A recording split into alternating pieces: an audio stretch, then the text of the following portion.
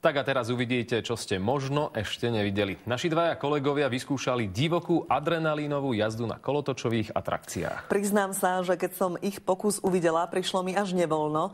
Vyskúšali si vystrelanie 150 kilometrovou rýchlosťou do výšky 70 metrov nad Bratislavu. Tak posúďte sami, komu sa to viac páčilo. Redaktor musí vydržať všetko. Že Jaro? Mal by.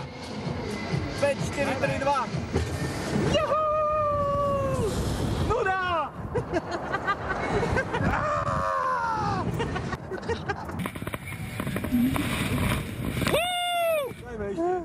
Nie, už nie. Prečo? Lebo ja chcem ísť ešte aj na iné. Toto bolo niečo, musím povedať. Kto má rád výšky, pretáčanie žalúdka, pocit zatlačenia do sedačky, kolotoče z Holandska, Rakúska, Nemecka, Česka i Slovenska mu iste prídu ako skvelá zábava. Je to dosť adrenalínové. Viackrát sa to už nebude opakovať.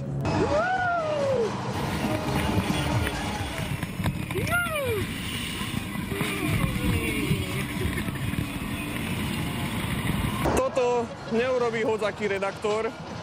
Ja som veľmi rád, že je tu Braňo so mnou. Lúčim sa s vami. Ešte nech pridá!